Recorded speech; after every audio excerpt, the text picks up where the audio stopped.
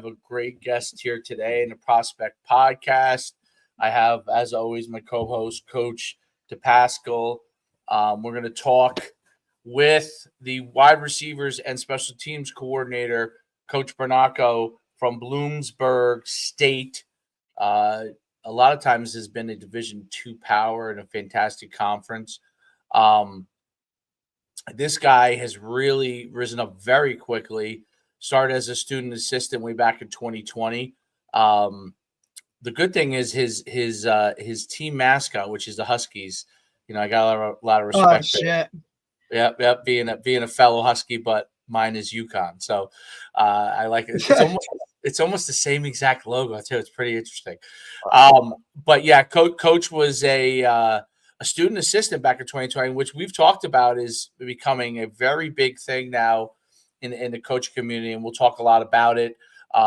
He went on as a tight ends coach, defensive backs coach for them at Bloomsburg.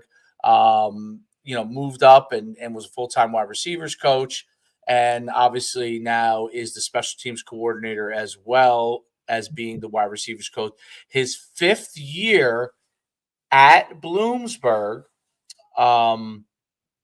despite being only graduated, I think, a couple years out. So it's really an interesting path that I think he's taken, and I want him to talk more about it. And I think it's a path that we're seeing a lot more of in the coaching community.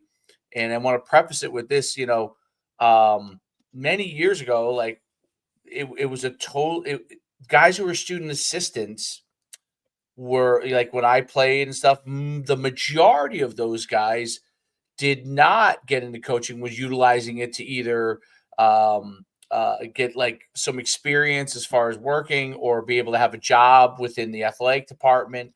And now it's really blossomed into like a really a live internship opportunity that's special, that you have the opportunity to work in a coaching environment and come out of college with the opportunity to be a coach. And sometimes guys are already coaches as they're literally leaving college, like Coach has done. So it's really, really cool. It's given a career path for a lot of coaches that at one point thought, hey, the only way to do it is I got to play somewhere for all the 4 years, and I've got to go. Now you're getting hands-on experience, and once you figure out you want to be the coaching path is what you want. The earlier you go get that experience, the better off you are. So without further ado, I want to first of all congratulate Coach on his success, but welcome him as well to the podcast. Thank you. So a little bit about myself. It was at Bloomsburg my entire time, as Coach Schuman said. So originally started out as a player in 2019. I'm not one of those guys who began playing football, when I was in Pee-wees. I began playing football my sophomore year, high school, and then, moved up more of a, walk-on Division II guy. A lot of Division II, that's what you are. You're really a walk-on guy. There's scholarships available, but not everyone's getting a scholarship. Then tore my hip up a little bit my freshman year. Coaching change happened, and COVID too. Then, I told the new head coach, Coach Sheptock, said, hey, I stick around the program any capacity possible. So, I started off as, student assistant, defensive QC, whatever you want to call that role, because there's so many different terms you can use now. So I started off with the DBs where I was, and then no season 2020. So I was really just a film person. So they were doing little skill development things. So I literally went to these small practices. Hey, can you film this drill? Can you film this? So that's all I was doing for, fall of 2020, spring of 21. And then we got into later in the spring of 21, started working with the DBs a little bit more, started actually having practices again. And then we had the season of 2021. Had a new DBs coach, who was a special teams coordinator too. And that's really how I got involved in special teams, especially as a young coach. I mean, like, you should be on special teams. I don't care if you're, O-line, D-line, like, you got to make yourself applicable. And that really helped me out so far in my career, just running one special teams drill. That's pretty much how guys start out, and then you grow from there, did some more with DBs. As I finished my time up as an undergrad student, moved to the offensive side of the ball.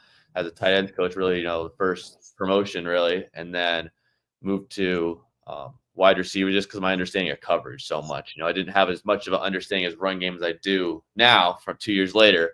But understanding of coverage, knowing how DBs think, and being in the wideout room helped me a lot there.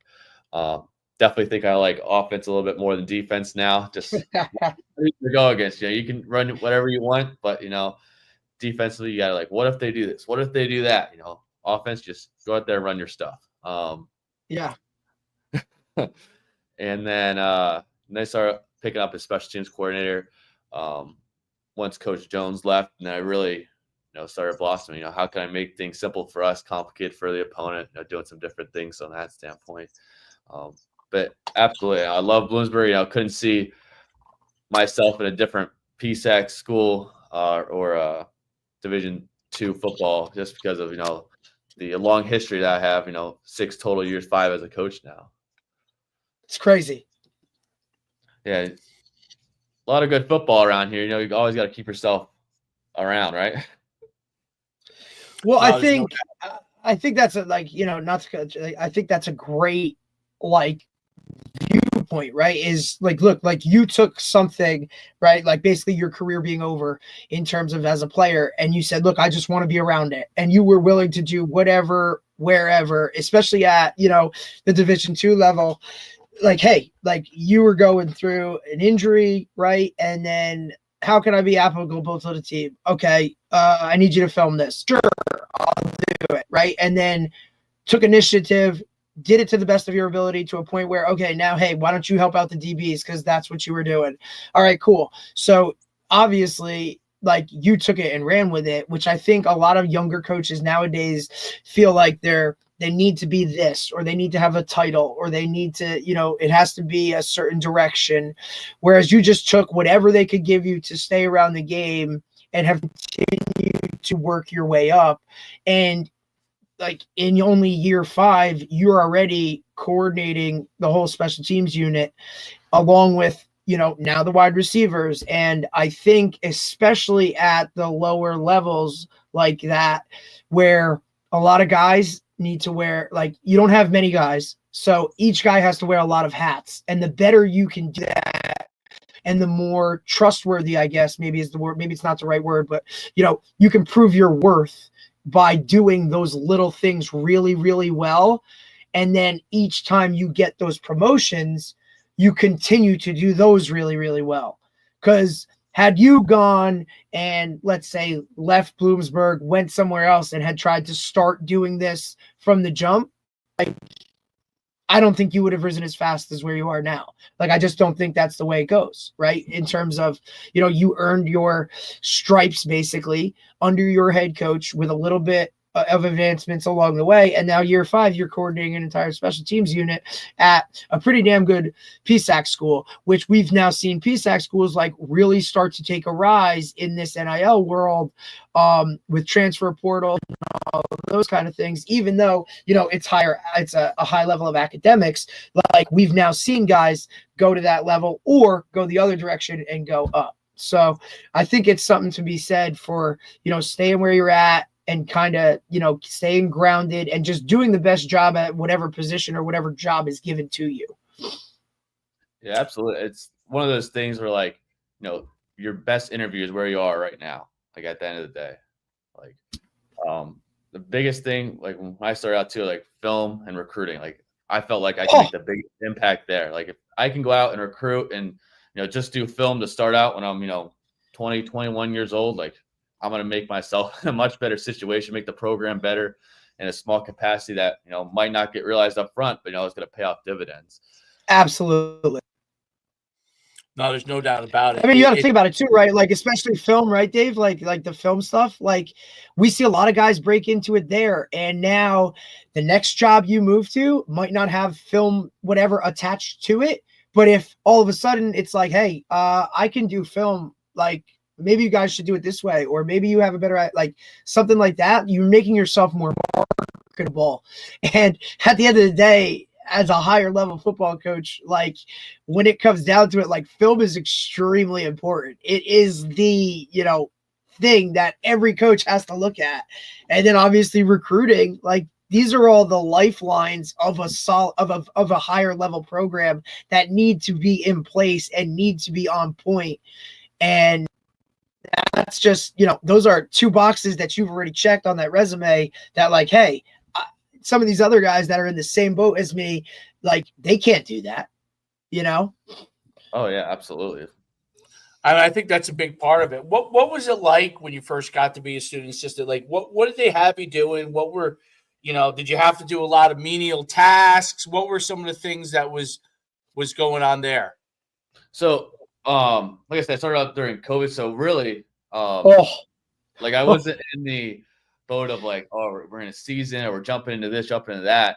Like I said, I started off with film, and then we finally got into 21 season. I did all the game day visits, facilitated all that.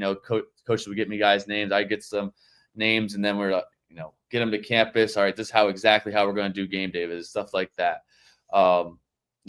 Huge media. I picked that up in 2022.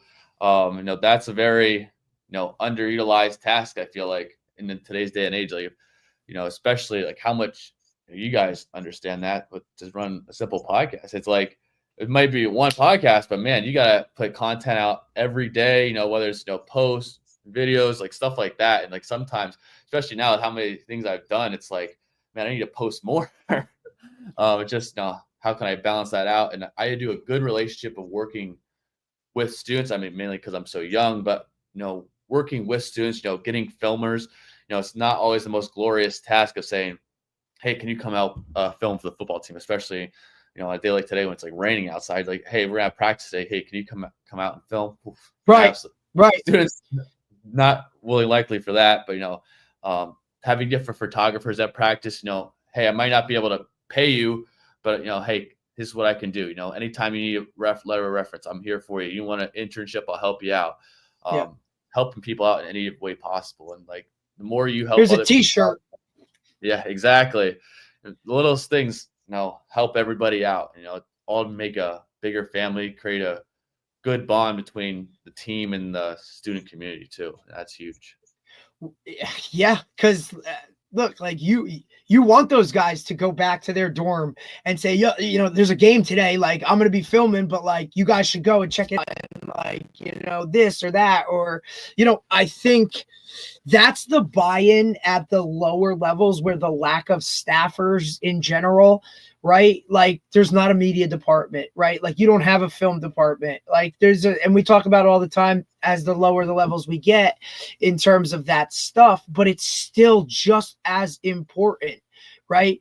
A menial task where people are like, oh, game day visit. Like, what is that? Like, what do you mean? He's got to like walk people around on a tour? Like, yeah, but he's got to know what he's talking about. And when they ask these questions, that might be the only lifeline between someone coming on campus and that aspect. That could be the difference between landing a recruit and not landing a recruit, right? And then because you can have those relationships with filmers and those types of things, I mean, it's really cool now to see, like, I have a player right now currently who's, a junior, going to be a senior, right on the verge of being a college football player, doesn't really know if he wants to, but he knows he wants to be a teacher and a coach.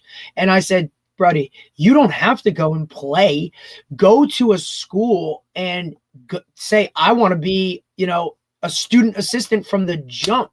I said, and you'll be so far ahead of guys that want to do that after 4 years of playing that you'll have coaching jobs coming out. Like there's now a market for off the field coaches that, like that's exploding. And you see it. Just go to any FBS program and click on, go to their football site and look at like there's only so many coaches on the field, but the amount of off the field staffers that now guys can really there's going to be recruiting for off the field very soon, like if not already, in terms of people that want those jobs.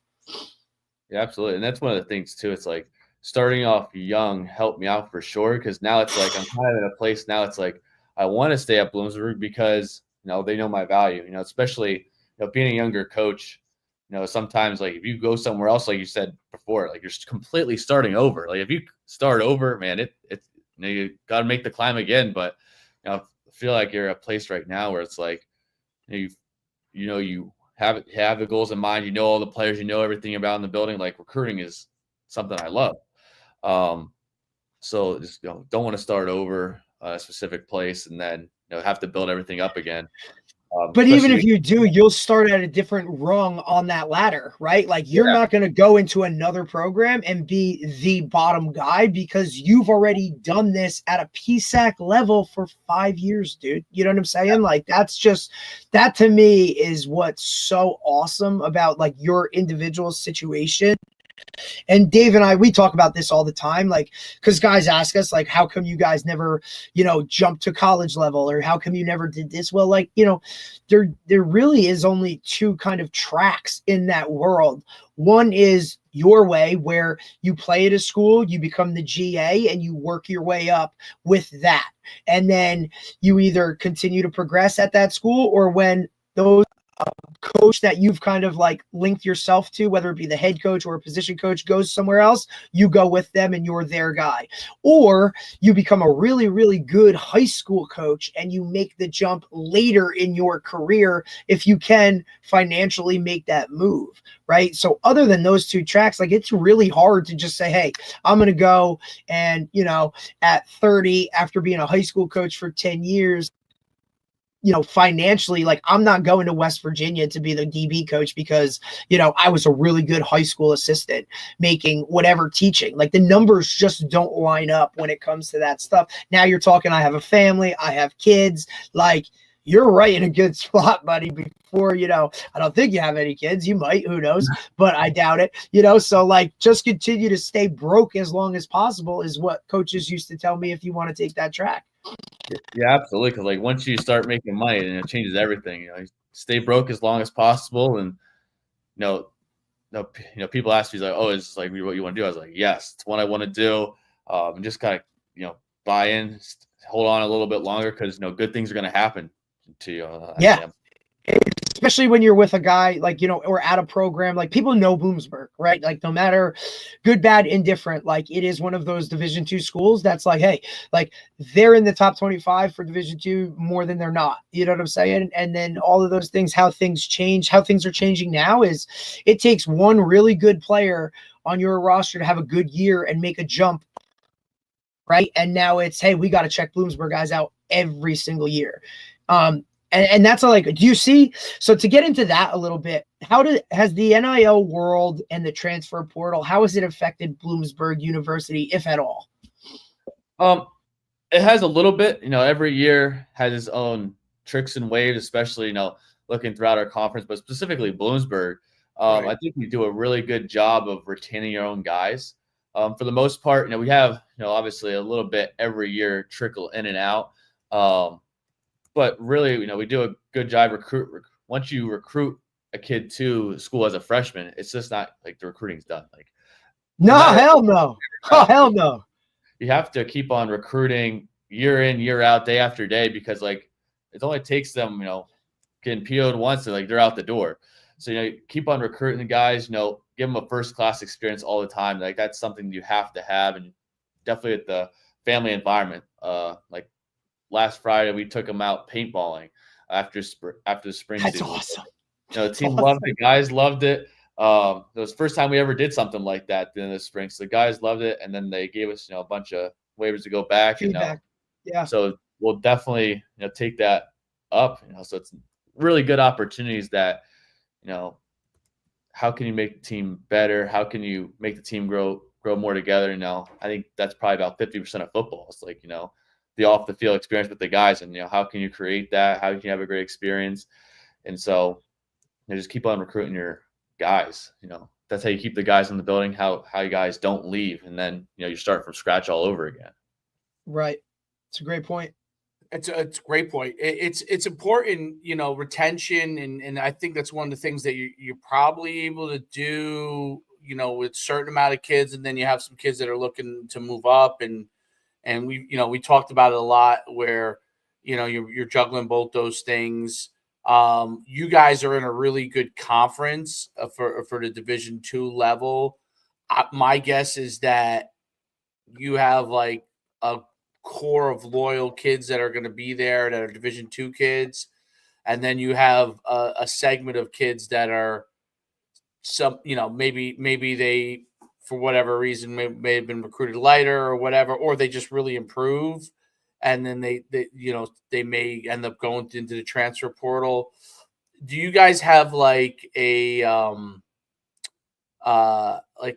do you have conversations with your players about that stuff? Is this something that comes up? Like, I understand, some kids come, some kids go, some kids, but like, is that something that you guys address with your team? Not addressed with the team, but it's team as a whole. I'll say like in a team meeting, hey, this is the transfer portal, this and that. But I mean individually, like that would be a hell of a team meeting, Dave. Like, hey, these are the guys right here that are gonna go. Hey, this guy has voiced his opinion about possibly going into the portal. He's in yellow, and then these guys have left. Like, man, I could picture a head coach up there. One of these guys is gonna do it. Like, look, this asshole's already gone. This guy's whatever. Like, dude, that would be a hell of a team meeting. Like, yeah. Dion did do that in some of his meetings, I think. Yeah, that's kind of the new, like, almost FBS mentality sometimes, man. Yeah.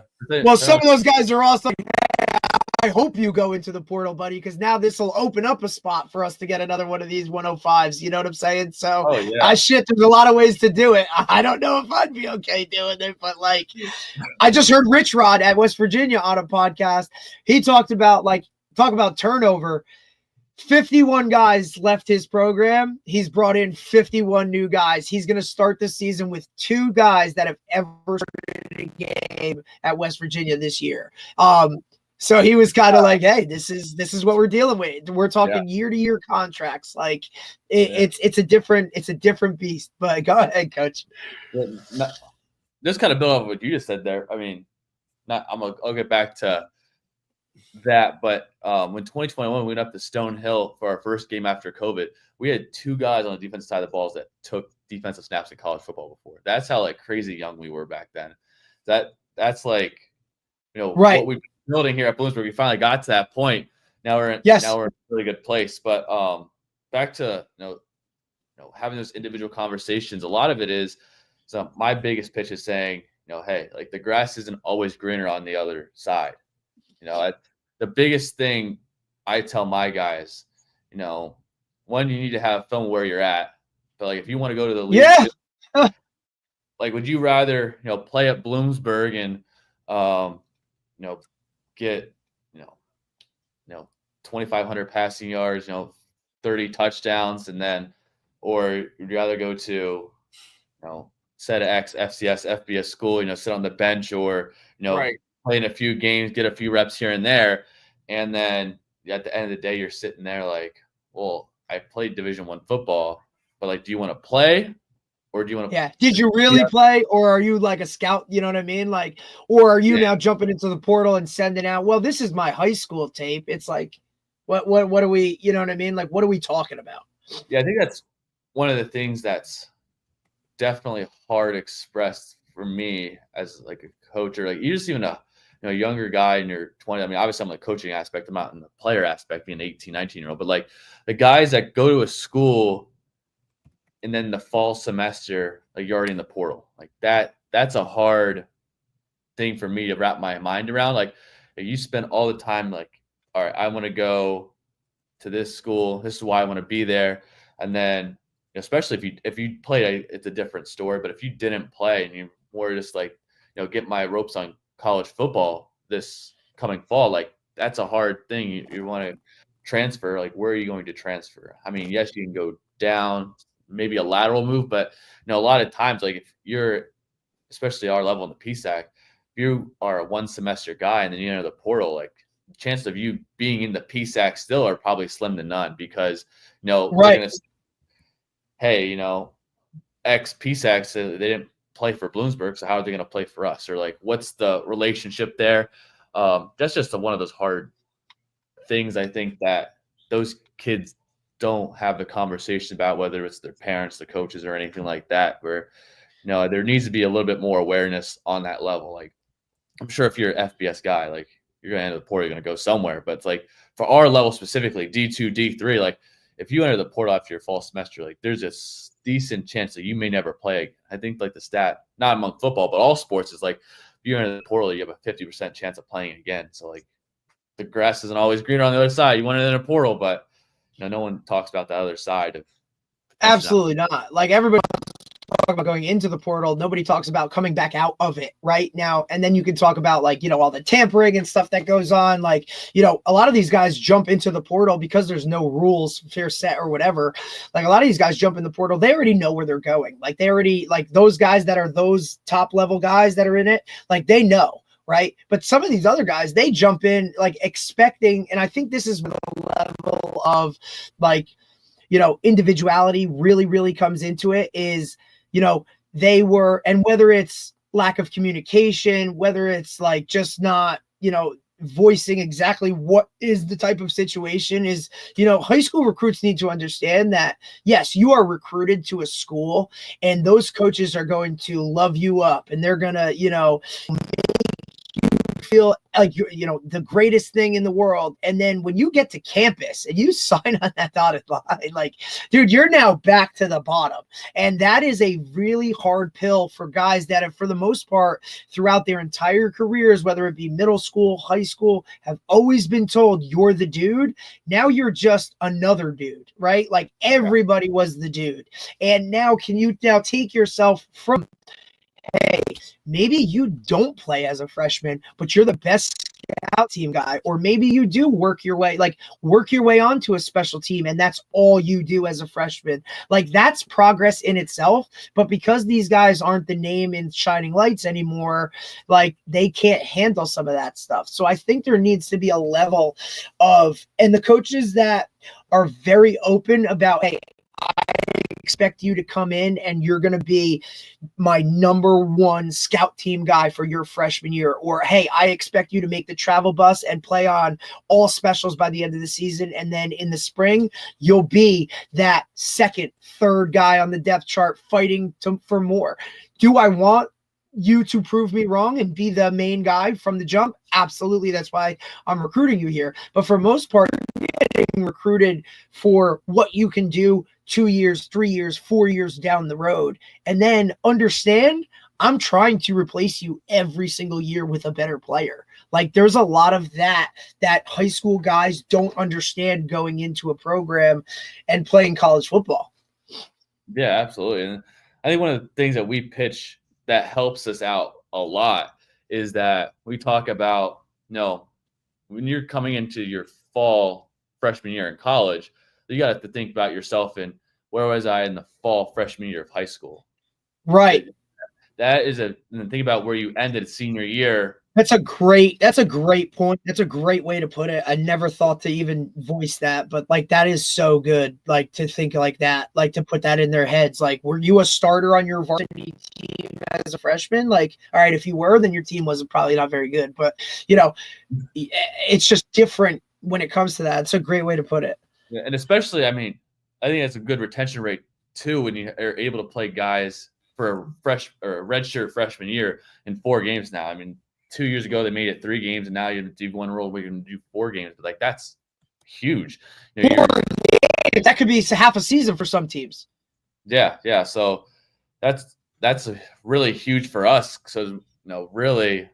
Is that a big thing that kids they're coming in at Division II level and expecting to play right away? Or oh God, I can only imagine, Dave. It's by student athlete basis.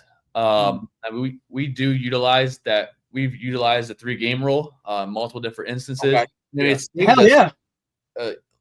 Using some different years, obviously, because last 2 years we've been able to redshirt the entire class except for 3 athletes in both class. Wow. 2 offensive linemen and a running back. So everyone else is a redshirt. So always the O-line that plays early, Dave. Like, when are these guys start thinking thinking that, like, hey, lineman is the way to go to play early in college. They don't get it, man. They don't get it. There's 5 of those guys that you got to put on the field. Like, everybody wants to score touchdowns and shit. I mean, we didn't even expect to, play them in more than 3 games because, going into the season, we think we have this set of O-line, and injuries happen. All of a sudden, it's like, all right, well, always. You're like, we were highly recruited, and we think you're going to play, and they played very well. And now they're coming back. Those 2 offensive linemen are coming back off. They're both going to start. So, I mean, we're going to be a pretty good place there on the O-line. But now it's like, hey, you guys played too well. By the time you're finished with your sophomore year, like, stay, right? Because somebody come in and pick one of those guys and be like, hey, you can come to, Monmouth and start for us. You already have 2 years under your belt. Like, so now it starts to go the other way with it. And I think, and you can, Coach, like, speak to this a little bit. The academics at Bloomsburg and in the PSAC itself kind of separate that conference from others, right? How much does that help you in the recruiting world or getting guys into your program? Or does it hurt you, right? Because, we saw a couple, like, back in the day, like, it almost used to hurt like a Notre Dame, right? Because the academic standards are what they are, and we couldn't get this guy. But, how does that work with you guys? Yeah, I mean, overall, like, academics haven't really hurt us in many capacities.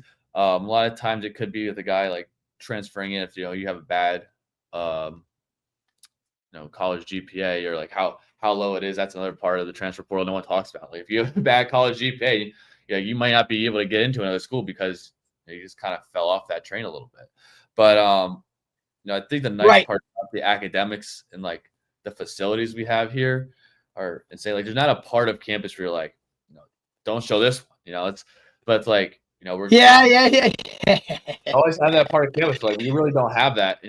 We just completed a brand new, like, media and journalism center. There's a law center in there. 2nd floor is education. 3rd floor is brand new nursing labs that the professors are literally moving into it this month. So, I mean, it's like something's always improving. That's one thing I'll say about Bloomsburg too, is, like, every year I've been here, something's always improving.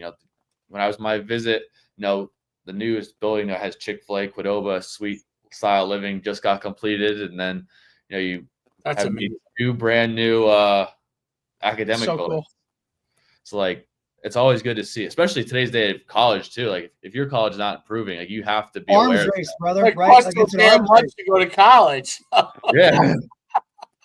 Now, that actually brings up. So, how does financial aid work at Bloomsburg? And before you go into that, I think that also in the PSAC academically, Bloomsburg is a very good school, but there are some schools that are nowhere near as good as you guys are academically. I wonder if that's a challenge at all in recruiting. And then if you could talk about how you guys work the financial part of it for football players.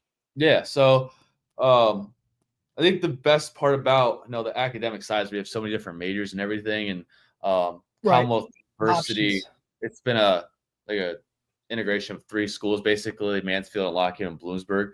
But it gave students more options overall. But, like, unless you're going for more like an agriculture-based, like, turf management type major, I mean, like, we really have everything. If you want to go down a certain career path, we can get you there. That's crazy. Hey, what's your major? Turf management. I'm gonna, run a golf course, and, like, these greens are gonna be perfect. Turf management when I was in school. Shit, yeah. Like, oh I'd be a golf pro.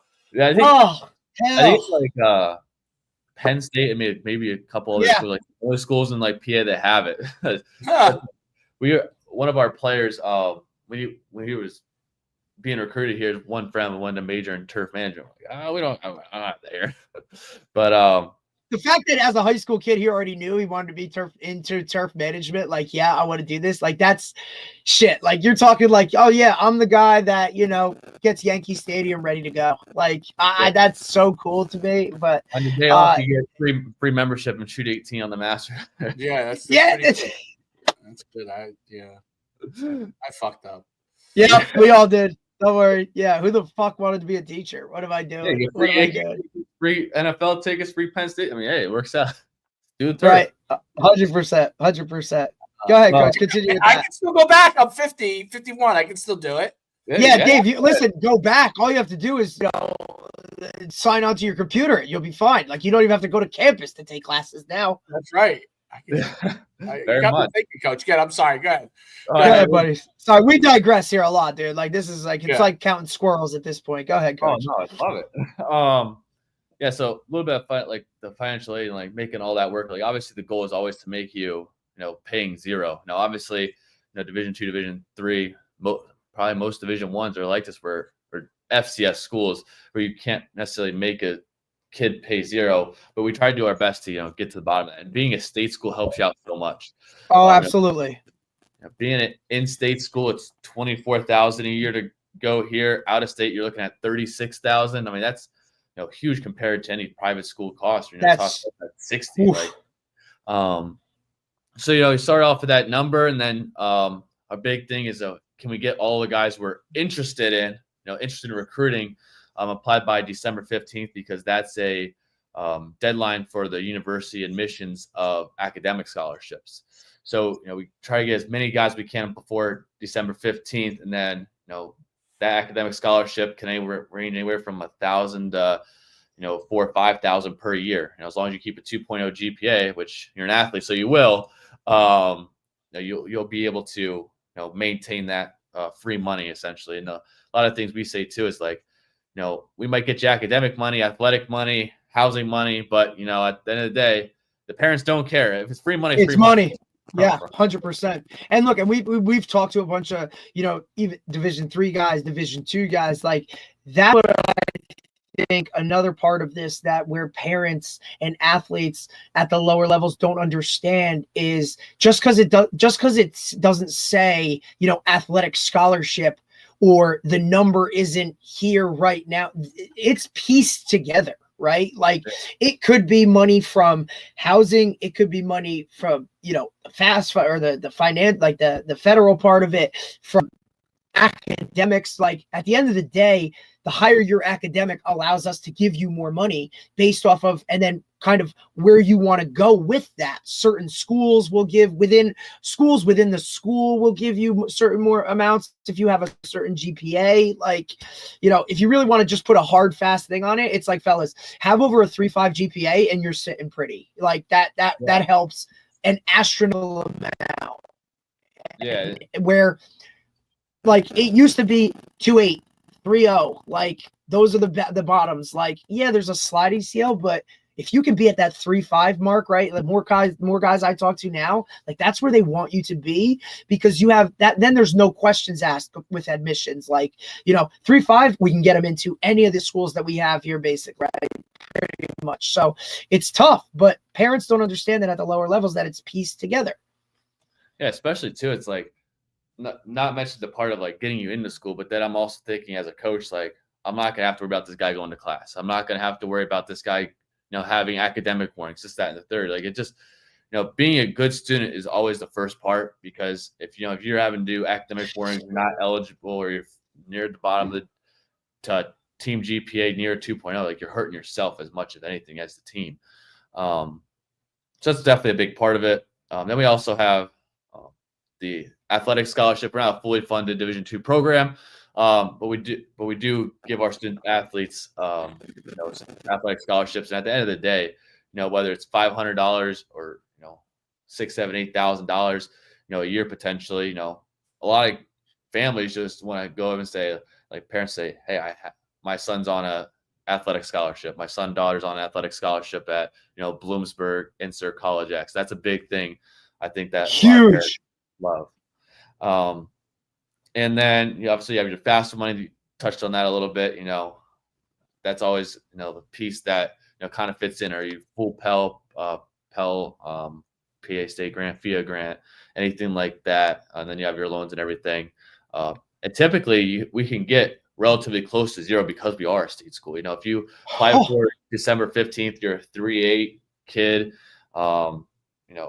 It's a little bit of money here and there, whether it's, hey, free housing for housing grants, something like that.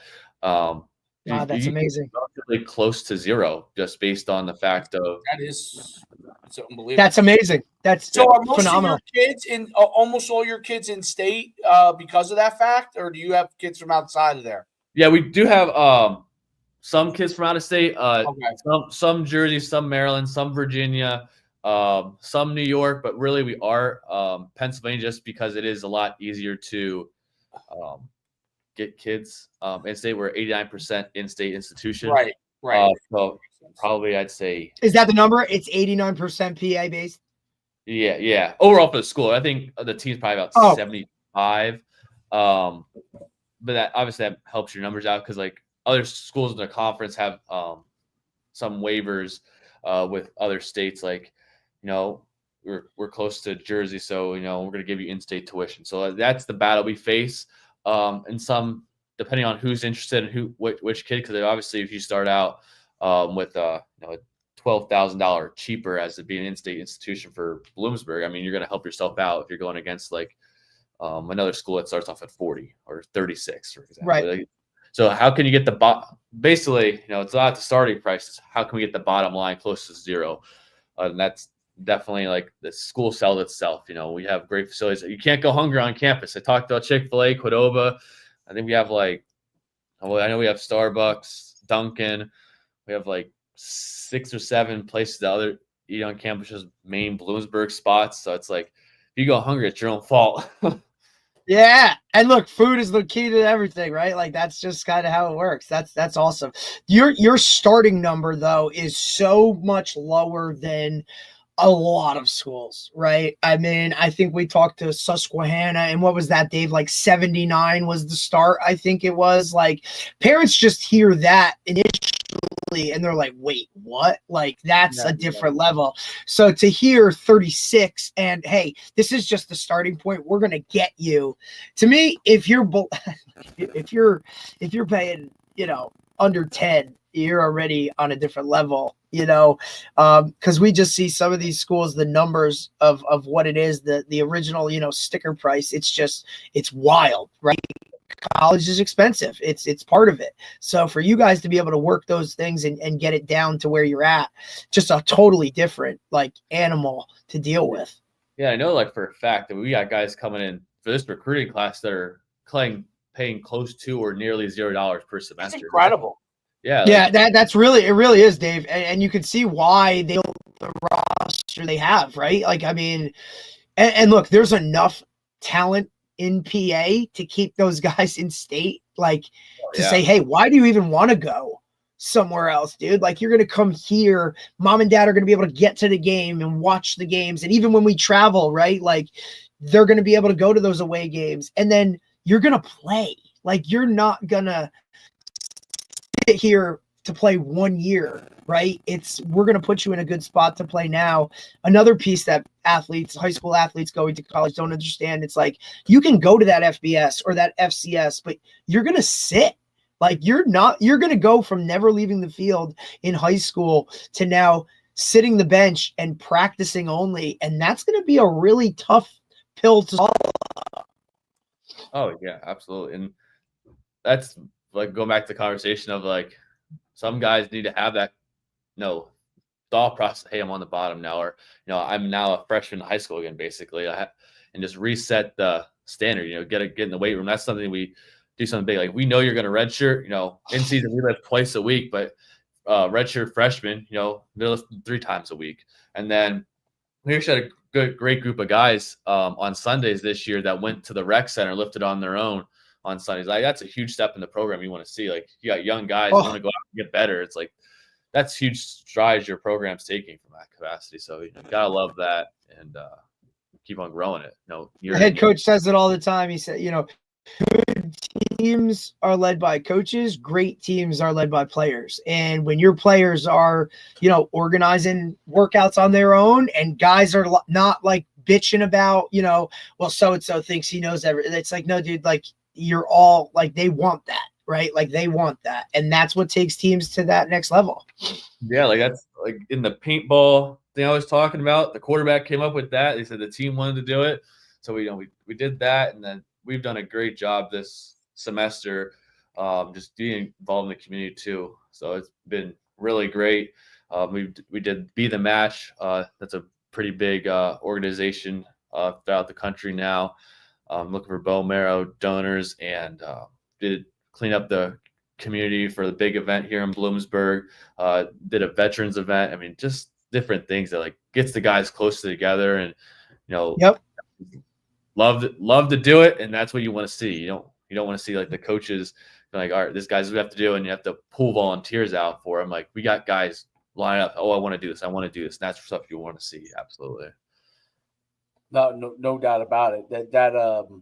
That beat and match thing is big. Actually, I know someone that actually really worked for. So that's an amazing thing. What is what's that, Dave? Like donors? Yeah. So be the so on the bone marrow. Right? Yep. Hey, look, been through that process with my cousin that we lost, like the bone marrow stuff. Like that stuff's big, and the more out in it, like people see that and they feeling bad isn't the way to do it, but they're more willing to now support people that are doing those types of things. Because you know what I mean? Like, or even like your outreach community program stuff. Like when they see those guys doing those extra things, people that might be on the fence are now like, oh, absolutely, I'll help those guys out. You know what I mean? Like that adds a lot, to it. And then it just brings your team together. Like we talk about it all the time, the team camaraderie thing, that it's just, and Coach Schuman will attest to it. Like this is a me generation where guys are leaving. They don't care about winning championships. They don't care about the locker room as much. Like, you know what I mean? But there's still a core where this is like about what goes on in that locker room. And this is your brother next to you and you're willing to fight for him. And those are the things that bring that stuff and bring teams together and can push you over the edge, when times get tough, or can keep a team together, when things are not going the way they should. Like those things all matter. They're the little details like that are big. Oh, yeah, absolutely. The little things that bring everyone together. Sorry, Coach, you're up. No, 100%. That is the difference on it. So specifically with what you're doing, philosophy wise, special teams wise, talk about how you build your special teams. What are the things you do to build that part of the team, philosophy and that kind of stuff? Yeah, so big overall arching, I'd say, it's like you want to make full speed decisions all the time. Starting off like on the kickoff phase of the game, I want guys here to be run and hit. Don't ever slow down, run, dip, and avoid guys. Go down and make a tackle. Free guys up. Kickoffs that we do, I think we have really good versatility and finding guys that want to go down and knock a guy down on kickoff. Punt, very sound oriented, like type of shield punt. Finding guys that get the job done, and finding guys that are reliable, committed. Huge parts of it. One of the big things that I started this spring in the special teams room is starting to call them the SWAT team. So we're not special teams, we're the SWAT team, and that stems from what is a SWAT team? It's a group of team designed for a difficult task. Let's start off with what's punt. What do we want to do? We want to pin the other team deep. Don't want to get it blocked. Punt block. We want to block a punt. Want to have a big return. Set the offense up. Kickoff. We want to pin them deep. Don't let them have a big return. KOR. We want to return it to the house every time. So you're just putting yourself in a difficult situation, and how can you create the buy-in? I think that's definitely a big part. Not especially in your guys' phase of just being in high school a little bit. It's like that third phase of the game is not often appreciated. Yeah. And just having guys buy into that factor, because a lot of guys are like, well, I want to play, and then they won't value special teams reps. I want to play on offense or defense, but they don't understand for whatever reason. Special teams reps are football reps, so that's definitely a piece of it. Like there was a safety last year. He played on every single special team from week 1 to week 11. I think that was huge from that standpoint. You have those guys that special teams ace. It's very, very added in. People love that stuff. Hey, I'm not playing every snap on offense, defense. Hey, get maybe 10, 15 snaps a game, or maybe some weeks I'm down to single digit snaps on offense or defense. But hey, I'm gonna start on every special team. I'm gonna go and make plays and be a valuable contributor. Might not be the most flashy being, left guard or left tackle on punt, but you're getting the job done, contributing to the team winning. So that's all that matters. And I think I've done a good job, creating the buy-in from the whole team. You got guys, loving SWAT team, just going down the hallways and being on the field like SWAT team time and stuff like that. So that's stuff you really want to see. No doubt about it. It's a difference maker. It's special teams kind of having an identity with it. Like they get excited about it. It's a big part of it. And it's I mean, what you do is important, but the attitude that special teams have, I think, is the most important. And I think it's the biggest, obviously, difference maker from that standpoint. So, right. Coach, I had a question to follow up on that. Coach, are you like in terms of special teams, are you a best players play, starters play specials, or are you hey, we're going to focus more on our younger guys that are going to be those guys, like we recruited them for a reason, so let's use them? What's your philosophy when it comes to that? Is it starter based or is it best 11? How do you do it? I really want to go best 11 I possibly can. Obviously, if I have a receiver playing 70 reps, I'm not going to put him on all special teams, but like our receiver, we like to use him as a returner. So like I want him to be a returner because he's the dynamic returner. On kickoff, there's three of 11 spots that I prefer a one be there because they're more like the playmaker guys. So putting ones in specific positions to make a play, absolutely. But typically it's like really your twos more or less, just because you're not going to put a linebacker in there that's already playing 70 snaps a game in there. But definitely best players, best 11. How can I get there? How can I have the best guys doing the job? Absolutely, I think that's a big thing, is having the best guys that you can have in the field at all times. It makes your special teams better. The more buy-in you get from guys that maybe even some starters that are playing certain things, the better off it is. And I think special teams obviously makes a huge difference at any level you're at, but especially where you can get guys to buy in what you're doing. So it's really cool. Are you able to get your wide receivers to play special teams? Are you allowed to? Are you allowed to? Hang on. Other than the return spot?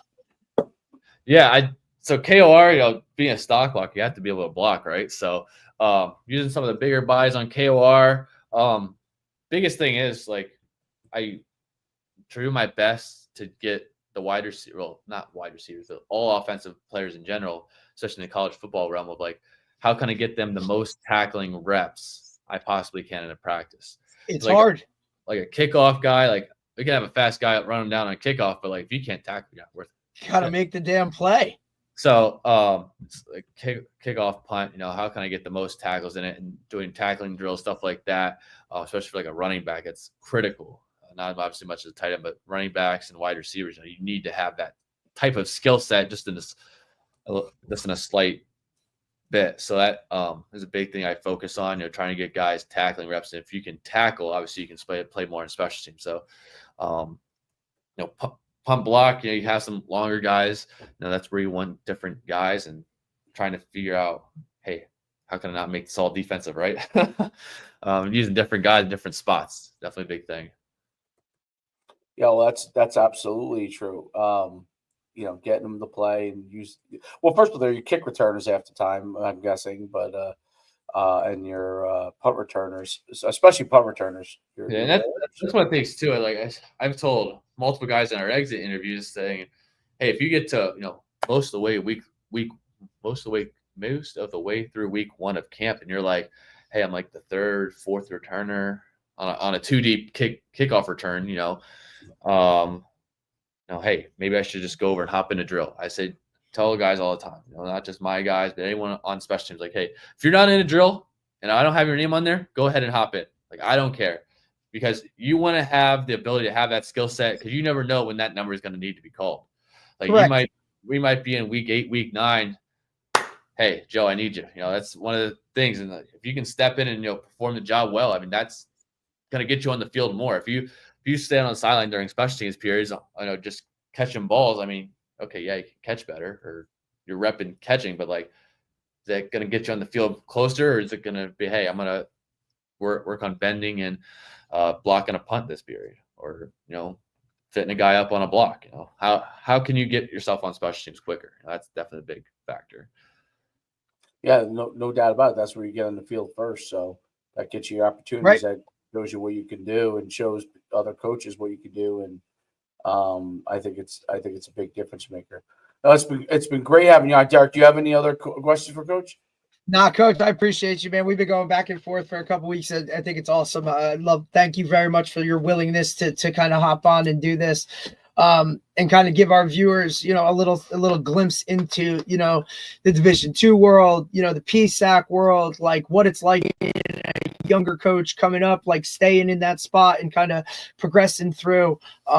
And you're moving fast, man. So I look to, hopefully we'll keep this relationship going. And anything you need from us, if we can help you in any way, shape, or form. But look, we really appreciate you taking the time, man. Thank you so much. Yeah, absolutely. Thank you guys for having me. This has definitely been a blast. Something I'd definitely love to do. No doubt. It's great having you on. Awesome, man. Keep rising, Coach. We'll see you soon. See you soon. All right. Thanks, man. Really, really interesting how the coaching world has really evolved. It's so interesting to me. I mean, it's I'm trying to equate how more prevalent it is being like someone who wasn't necessarily a player all the way through and then goes into coaching early on. Like, I'm trying to think of something that equates to it, almost like an apprenticeship. That's the best way I would call it.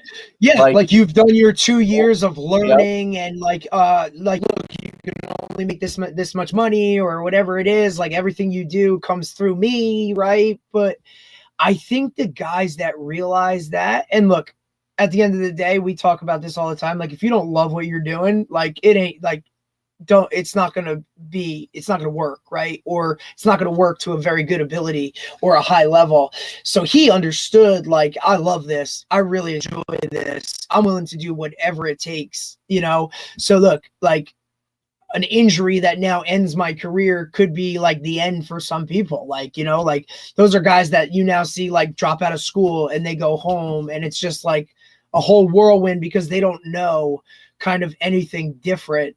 But he took it, spun it, and was like, hey, I love this. I just want to be around it. How can I help? So yeah, I'll film practice and then I'll do this. Like, I think that's just a different mindset or a different level of self-awareness. And now all of a sudden, like, a new head coach comes in and he's that willing guy and then proves that he can do each however minimal it's looked at as a task, do that really well. And now, hey, I know this guy's like I always use the term like ride or die. Like, he's a ride or die guy. He's going to be in the foxhole with you, and whatever you tell him to do for Bloomsburg, he's going to go and do it.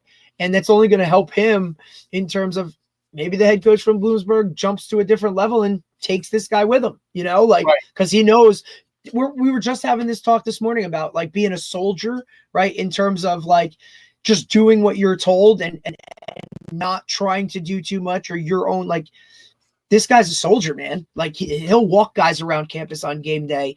And then he chose Bloomsburg. So he's going to lobby for Bloomsburg, right? And he knows the answers to those questions about, that parents are going to fire at him and be like, hey, well, why should my kid come to Bloomsburg? Oh, well, this is why, right? Or, I mean, look, the number that's attached to that school, $30-something thousand to go there. And then ultimately you're going to basically be paying very, very little if you're a high level player. Like, dude, that's a game changer for them. Yeah, I think it is a game. I think it's very interesting that how that all works out and how the ability to rise up and figure out what works, figure out how to get an apprenticeship, figure out what to teach a guy from the ground up, almost like you have them as a a sponge. You know what I'm saying? Like there's Yeah. no bad habits kind of deal. I don't know if that's Right. the best. Like you're working. But I always talk about it like it's like when you're trying like pottery, right? Like you're trying to ultimately make a bowl, but you got to start with a lump of clay, right? And it's just there on a spinning wheel. And like, that's what he was. He was a lump of clay on a spinning wheel. And the coach, like little by little, year, was like, all right, do this. All right, do that. And then before you know it, you have a bowl, right? And now this bowl is built the way I want it to be. It's my bowl and it can do all of these things for me, right? Or whatever it is. Like, I think that's the kind of way you look at it. Like you said, there's no bad habits. He doesn't know any differently other than Bloomsburg football, which is sometimes a double-edged sword. If he wants to now go somewhere else, he has to now learn a new system. But at the same time, like he's already 5 years into something that some guys might be year one, and he knows the film aspect of it, how to recruit, right? Like how financial aid works, whether it's specific to Bloomsburg or not, right? Like the amount of money and those types of things. He now knows, he's increased his X's and O knowledge by, he was a DB, but now he's on the offensive side of the ball. And when the DB coach he was working with was the special teams guy, he like latched onto that and was like, all right, now I know special teams. And now special teams coordinators, dude, like we've seen those guys move the fastest because it's a third of the game that a lot of people like, everybody wants to be the DB coach. Everybody wants to be this good. Like not many people are like, hey, I want to go be a special teams guy, Right. I think that's a big part of it. Not everybody wants to be in that role. And I think that when you take special teams, you work with a lot of different guys, right? So you work with the entire team, Dave. It's like I tell you all the time, like, why do you, why I like to do that is because I work with every position group. Like there's not a position I don't work with. Whereas if I'm just on the, if I'm just the receivers coach, I only work with receivers. If I'm just a DB coach, I only work with DBs, right? I get to work with everybody on special teams, man. Like, and I get to know every kid, because you're working with the bigs on field goal, extra point. I would never work with O-linemen if I was only a receiver coach. Right. Absolutely. No, there's no doubt about it. I think that's a big difference too, as well. It gives you the ability, it gives you that breadth of knowledge, and not everybody gets that breadth of knowledge, that wide breadth of knowledge that gives you touches every single part of the game. Every time. When I got my first opportunity to be a coordinator, and they were like, you could be a special teams coordinator, I'm like, you know what? Whatever it takes to be a coordinator, right? Like that's and that's like, you also have to work, like you want to work for guys that value special teams, right? And like you were a guy that valued it. I mean, shit, I got time, like ample amounts of time with you as a special teams guy with you that, some head coaches, it's like, okay, it's Thursday, the day before a game. Let's just make sure we have 11 out here. Like, absolutely not. You know what I mean? Like there were segments in practice in terms of not just team segments, like individual work, right? Like you're asking guys on special teams to go and do something that they're really not used to doing, yet you don't even have an individual period to teach them those specific techniques and skills that they need to be successful, right? And then the buy-in needs to be there. Like if you don't emphasize special teams, you just throw it together like it's like another whatever like type of nonchalant phase, dude, that's a problem. Like that's going to cost you in the long run, no matter what. Like at some point, like we averaged 22 to 23 snaps of special teams a game this year, right? So you're getting the least amount of snaps for a unit that's now a third of a game. Like each one of those plays is an impact play, no matter what. Like whether it's field position, whether it's creating a wow play, like a blocked punt or a return, like those things change games. And that's like a whole different mindset in terms of how you approach it and all of those things that could cost you. There's no doubt. It absolutely, it's a big difference. And, people that don't value it, end up hurting themselves when they don't value it. There's no doubt they end up not having as good a team, and then they lose key games because of it. So, but that was really good, man. That was a good pod. That was good stuff. This was Young Guys Week, This was Young Guys Week. So yeah, I didn't even realize that in terms of like what we're like, because like you look at his resume and it's like, oh yeah, 5 years, and you're like, oh shit, like that's a long time. And then you talk to him and you're like, it's like, oh, two as a student assistant, like, and you see the different levels of it too, right? Like he jumped in it because of an injury, whereas coach from our guy from Salisbury, right? Like Connor, like he kind of did it after the fact, right? But the one common denominator with both of those young guys is they're not coaching what they played. They flip sides of the ball, which is a very common thing. And you and I have had this conversation. Like when I coach offense, having played defense in college, like the level of knowledge is just, you might not know the intricacies of playing the position. A little different for me because I did play both, but right. Like when you flip to that side of the ball, like what hurts a defense. So offensively, it puts you schematically or knowledge-wise in a different level. And again, you want to be a Swiss Army knife. You want to make yourself as marketable as possible. You want to make yourself so that you can do multiple things to fit in multiple spots because there aren't many of them. So the more you can do, the more marketable you are, the more appeal you have for someone looking for a coach, right? Like not many people want one trick pony. Absolutely. There's no doubt about it. Really, really good pod. All right. Let's next week we'll be back. And next week we're back. Right now we're back on Tuesday with Nick Paradise, who is the receivers coach at Moravian College or University, whatever it is. Perfect. Okay. I did research. All right. Sounds good. We got a lot of college guys. I like it. Well, remember, they're all coming off the road right now, so they're fresh off spring. So this might be the only like little bit of downtime that they kind of like have after next week's recruiting cycle ends. They're kind of just traveling around right now, in and out of buildings. That's another thing. Any athletes that are listening, if you're getting recruited in this, like, be in school, guys. Like, I know it's the end of the school year and you don't but that day that you don't go to school might be the day that there's a college coach in that building and wants to talk to you. And don't wear fucking pajama pants. Give me a break, dude. Like, to school, you mean? Oh, like, come on, man. Like, put on a pair of sneakers, something that looks like whatever. I mean, look, I might be. I'll die on this hill. Like, dude, dress the part. Okay, like dress the part, because at this point in recruiting, we're splitting hairs.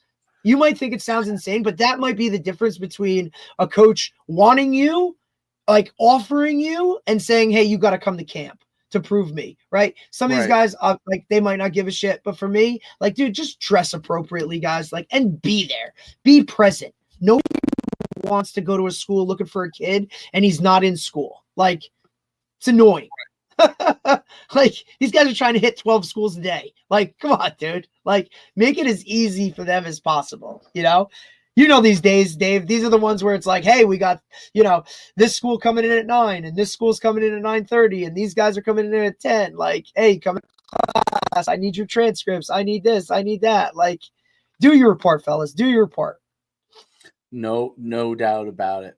All right. I got to give you a shout. I did these scores to see where everybody's rated for our little series. Oh shit! There's a lot of close battles. There's some close battles, dude.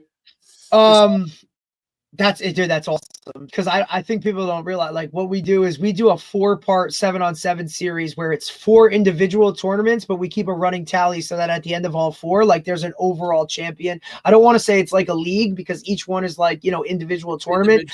But at the end of it, like, yeah, we take everything from it and like who's stacking up. And it might not be, like there's a lot of close.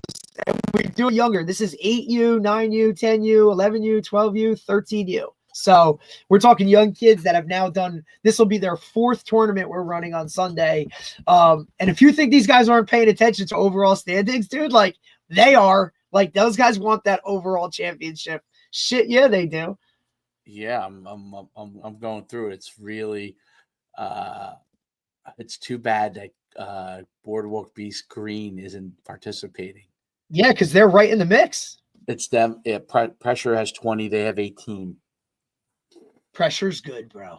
Yeah, they're good. Yeah, they're good. They're good. They're good. They are good. And look, we've seen development within these teams. Like some of these teams at the start, it was like, oh boy. And now you see them 2 months later, like puberty happens quick, boys. Let me just tell you, when it hits, it hits. You know, some of these kids were a size 9 shoe. Now they're a 10.5 2 months later. Like it's different. Yeah, no, it's interesting. I'm doing this. It's pretty cool. All right, let's get off here, and I'll give you a shout. All right, Larry. All right, buddy.